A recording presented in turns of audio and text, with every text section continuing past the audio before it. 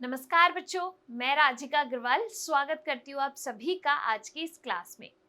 यहाँ हम पढ़ने वाले हैं कक्षा 12वीं का अध्याय नंबर 26 जिसका नाम है पर्यावरणीय नैतिकता और गांधीवादी दृष्टिकोण। आज की इस क्लास में हम बात करने वाले हैं हमारे कुछ नैतिक मूल्यों की। तो सबसे पहले हमें पता होना चाहिए कि नैतिकता होती क्या है। तो आइए समझते हैं इसके अर्थ के बारे में। तो नैतिकता का अर्थ क्या है? हमारा व्यवहार, हमारे मूल्य, हमारा आचार, कि कोई चीज सही है या गलत है, ये व्यवहार अच्छा है या बुरा है, यही हमारी क्या है, नैतिकता है। तो देखिए, नैतिकता दर्शन शास्त्र की एक शाखा है जो मूल्यों और आचारों के बारे में बताती है। नैतिकता एक सिद्धांत है जिससे हम तय करते हैं कि कार्य अच्छा है या बुरा, सही है या गलत। हम कहते हैं ना कि पेड़ पौधों को, इस पेड़ को हानि नहीं पहुंचाइए, इस पेड़ को मत काटिए क्योंकि इसमें हमारे देवी देवता वास करते हैं। तो ये हमारे नैतिक मूल्य ही तो है। कई आपने देखा होगा ऐसे आंदोलन हुए हैं। एक सबसे बड़ी एग्जाम्पल इसमें हम क्या ले सकते हैं, चिपको आंदोलन, जिसमें वहां के लोगों ने क्या किया था, वृक्षों को बचाने के लिए पेड़ों से लिपट गए थे और उन्हीं के साथ, उन वृक्षों के साथ उन व्यक्तियों को भी काट दिया गया था। तो ये हमारे नैतिक मूल्य है कि हम हमारे इस पर्यावरण की क्या करें, सुरक्षा करें। जो भी चीजें हमारे पर्यावरण को नुकसान पहुंचा रही है उनके विरुद्ध हम आवाज उठाएं। एक सदाचारी होने के नाते सही आचरण एवं अच्छे जीवन को अपनाना चाहिए जिससे जीवन का सही उपयोग हो। अब बात करते हैं पर्यावरणीय नैतिकता और उसके महत्व की। पर्यावरणीय नैतिकता क्या है? तो हम मानव और जो पर्यावरण है उसके बीच में जो संबंध है उसको बताती है आपके पर्यावरणीय नैतिकता। पर्यावरणीय नैतिकता दर्शन शास्त्र का वह भाग है जो मानव और प्राकृतिक पर्यावरण के बीच नैतिक संबंधों को समझाता है। हमें इस पर्यावरण से बहुत सारी चीजें प्राप्त होती है। आपको पता है कि कई तरह के उत्पाद, पुष्प, औषधियां और ऐसी कई सारी चीजें हमें इनसे प्राप्त होती है।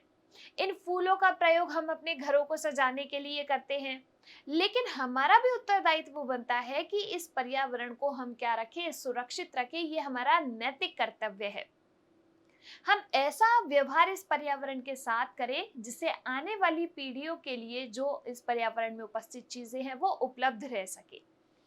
देखिए, प्राकृतिक परितंत्रों के बीच में संतुलन को बनाए रखने के लिए विभिन्न घटकों के बीच विभिन्न प्रक्रियाएं जिनमें स्वांगीकरण एवं पुनः चक्रीकरण शामिल है, संतुलित होना चाहिए। लेकिन बढ़ती मानव जनसंख्या के द्वारा संसाधनों के अति दोहन के कारण प्राकृतिक संतुलन बिगड़ जाता है।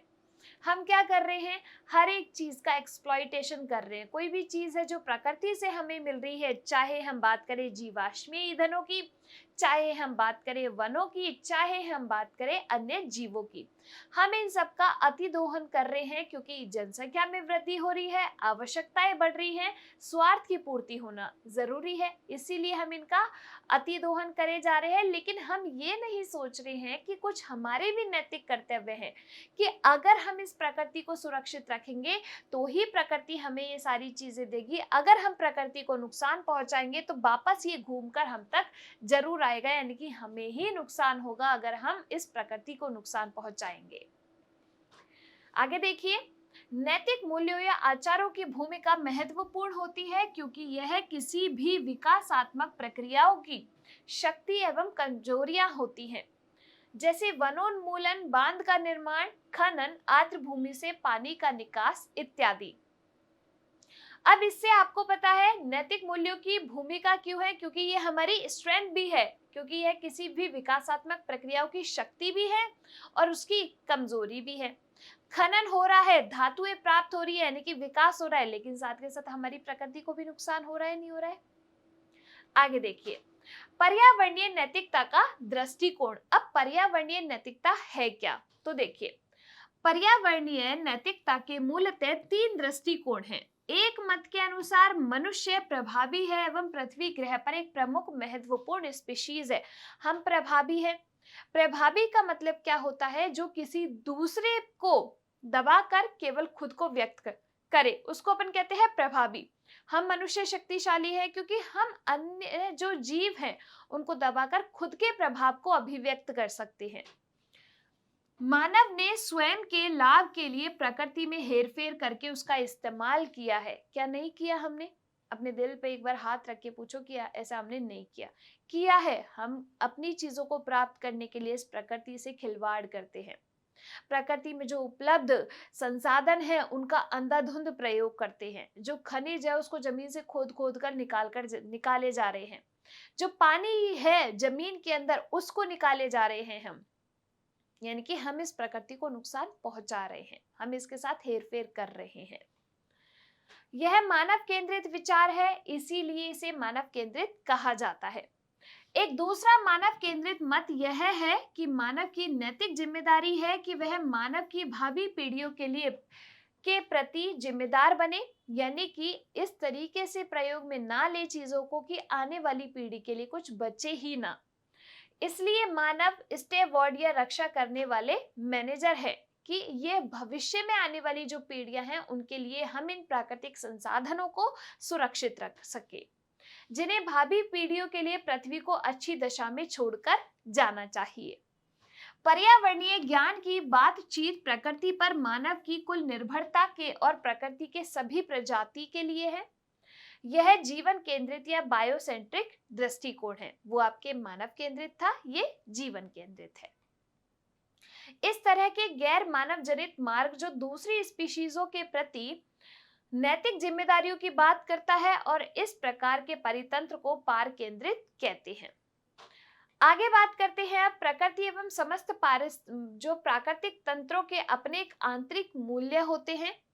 यदि मानव जाति को जीवित रहना है तो पर्यावरण को भी बचाने की आवश्यकता है, क्योंकि हम इस पर्यावरण के अंदर ही रहते हैं। अगर इसी तरीके से हम इन क्रियाकलापों को करते रहे तो हमारी प्रकृति से उपलब्ध चीजें जो हैं वो नष्ट हो जाएगी। इसी प्रकार अगर हम वनों को काटते रहे तो वो नष्ट हो जाएंगे। इसी प्रकार अगर हम जीवों का अतिदोहन करते रहे तो वो आपके विलुप्त हो जाएंगे। तो ये हमारी नैतिक जिम्मेदारी है कि हम इस पर्यावरण का ध्यान रखें। आगे देखिए, पृथ्वी पर जीवन के लिए सम्मान। दीर्घोपयोगी तरीके से इस ग्रह पर जीवित रहने के लिए हम सभी को इन बातों को हमेशा याद रखना चाहिए। अब कौन सी ऐसी बातें हैं जो हमें याद रखनी चाहिए? देखिए, हम सभी के अस्तित्व के लिए जरूरत और उपभोग की सारी वस्तुएं प्रकृति से मिलती हैं। आपको कोई भी सब्जी चाहिए प्रकृति से मिलेगी, औषधियां भी आपको प्रकृति से प्राप्त होती हैं, लकड़ी चाहिए प्रकृति से प्राप्त होगी, ईंधन चाहिए प्रकृति से प्राप्त होगी। तो हमारी जरूरत की जितनी भी चीजें हैं वो हमें प्रकृति से ही प्राप्त हो रही हैं।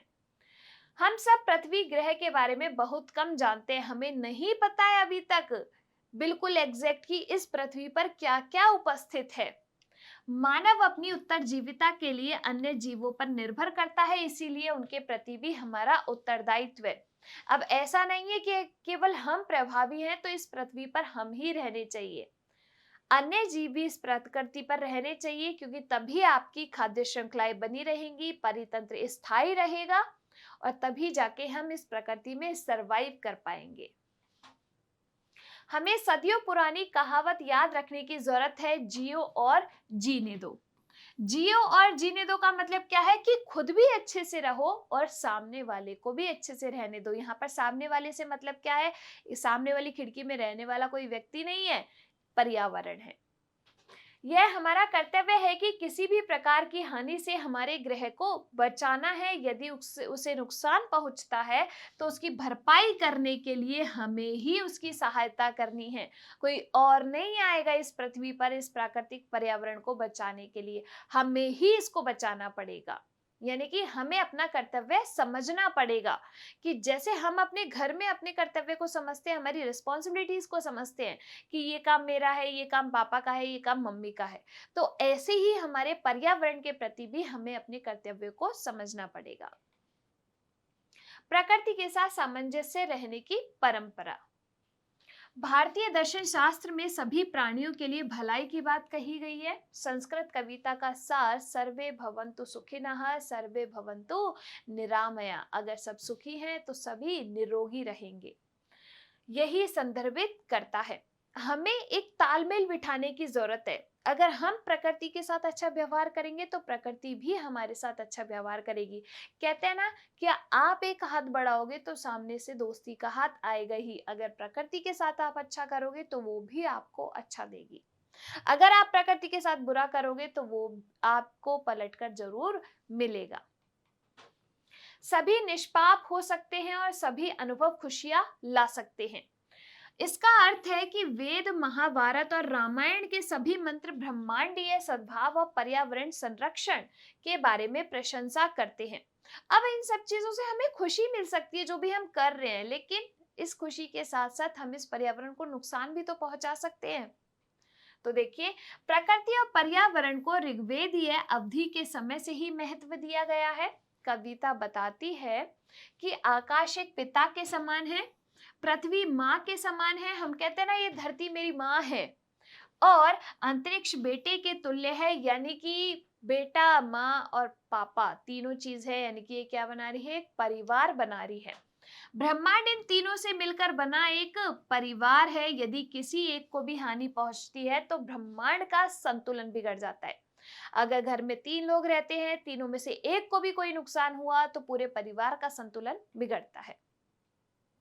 हमारे कई राज्यों में नई साल की शुरुआत रबी की फसल की कटाई के साथ होती है और इसे अप्रैल के महीने में मनाया जाता है।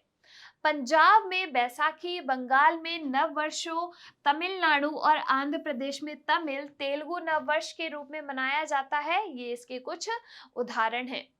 अब हिंदी जो नववर्ष है वो अलग वक्त पे मनाया जाता है। अगर हम बात करें कि 1 जनवरी नववर्ष होता है, तो नहीं, हिंदू नववर्ष अलग वक्त पे मनाया जाता है।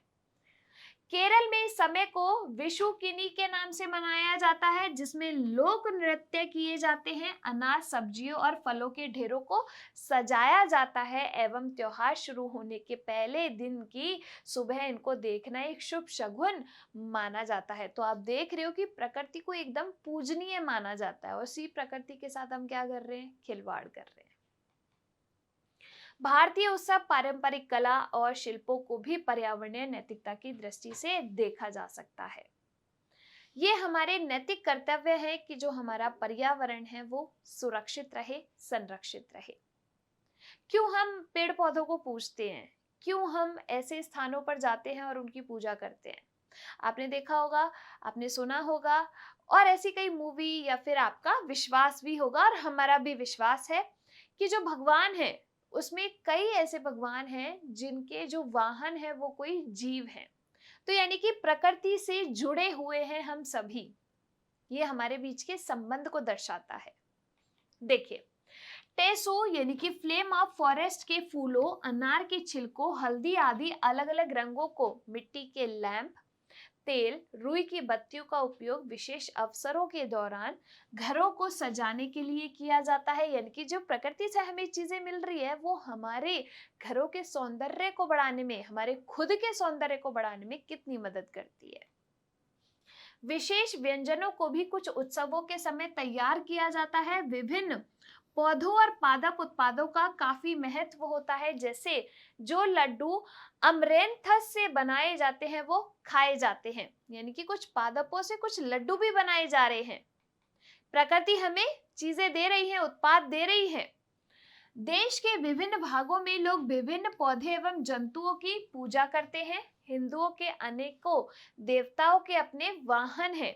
देवी लक्ष्मी का वाहन उल्लू है, दुर्गा सिंह पर सवारी करती है और सरस्वती हंस पर विराजमान है।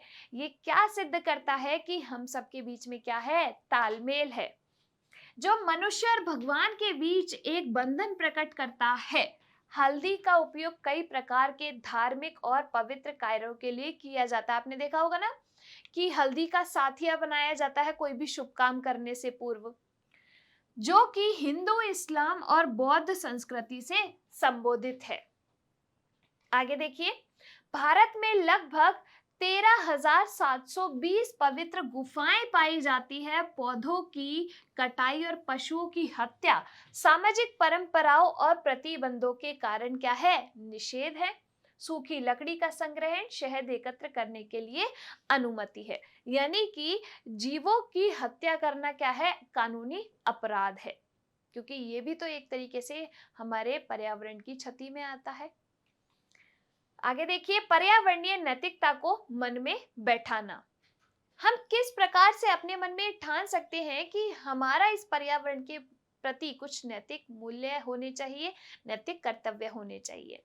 देखिए, प्रत्येक बच्चे को पर्यावरण के प्रति आदर भाव को शुरू से एक आवश्यक कर्तव्य के रूप में बताना चाहिए। जब एक बच्चा बड़ा होता है, छोटे से जब बड़ा बच्चा होता है, तो वो चीजों को सीखता है, वो अपनी लर्निंग फेज में होता है। तो उसको तभी से ही सिखाना चाहिए कि ये जो प्रकृति है वो हमारी माँ है, ये धरती हमारी माँ है, इसको हमें सुरक्षित रखना है, इसको हमें गंदा नहीं करना, ये तुम्हारे कर्तव्य होने चाहिए। विद्यालयों के पाठ्यक्रम में कुछ क्रियाकलाप जैसे कि पेड़ों को लगाना, उनकी देखभाल करना और राष्ट्रीय पार्कों अभयारण्यों को देखने जाना, प्रकृति के संरक्षण से संबंधित कहानी, कविता, नाटक तैयार करना भी शामिल करना चाहिए। क्योंकि अगर हम बच्चों को सिखाएंगे तो ही वो आगे जाकर अपने कर्तव्यों को समझ पाएंगे और फिर उसी हिसाब से इस प्रकृति की सुरक्षा करेंगे। अगर हम उन्हें बताते हैं कि पेड़ पौधों को लगाने का क्या महत्व है, उनको हम बताते हैं कि ये जो अभयारण्य बने हुए हैं या राष्ट्रीय पार्क बने हुए हैं, इनका क्या महत्व है हमारी प्रकृति में, तो वो उन चीजों को समझ पाएंगे। इसीलिए विद्यालय के पाठ्यक्रम में ये सभी चीजें शामिल होनी चाहिए। आगे देखिए, स्कूल व उसके आसपास के स्थानों को हरा भरा बनाने के लिए शादी के मंडपों, आकर्षक पोस्टर बनाना एवं पर्यावरण से संबंधित संदेशों को विभिन्न कक्षाओं के लिए प्रत्येक वर्ष में होने वाली प्रतियोगिताओं में शामिल करना चाहिए। अगर हम शुरू से ही बच्चे को सिखाएंगे तो उसके अंदर इन नैतिक मूल्यों का विकास होगा। भूमि संबंधी मूल्य एक ऐसा विचार है जो प्रत्येक नागरिक के मन में अवश्य होना चाहिए। अगर हमारे मन में ये विचार नहीं होगा तो हम हमारे बच्चों को क्या सिखाएंगे। इसके अनुसार प्रत्येक व्यक्ति भूमि का नागरिक है, इस प्रकार उसके स्वास्थ्य के रखरखाव की जिम्मेदारी भी उन्हीं की है। अगर प्रकृति को नुकसान होगा तो नुकसान अल्टीमेटली होगा किसको, हम मनुष्यों को ही नुकसान होगा, हम जीवों को ही नुकसान होगा। तो अगर हम कोई चीज करते हैं तो उसका अच्छा परिणाम और दुष्परिणाम ये दोनों ही किसको भुगतने हैं, हम ही को भुगतने हैं। तो हमारा ये नैतिक मूल्य है, ये हमारे अंदर नैतिक मूल्य होने चाहिए विकसित कि हम इस पर्यावरण को सुरक्षित रखें। क्लियर? अगर आपको क्लास पसंद आई है, आप इस क्लास को लाइक कीजिए। जो भी आपके डाउट्स है वो आप कमेंट सेक्शन के अंदर लिख सकते हैं। हम मिलेंगे इसी चैप्टर के अगले टॉपिक के साथ अगली क्लास में। तब तक आप लोग खुश रहिए, स्वस्थ रहिए। धन्यवाद।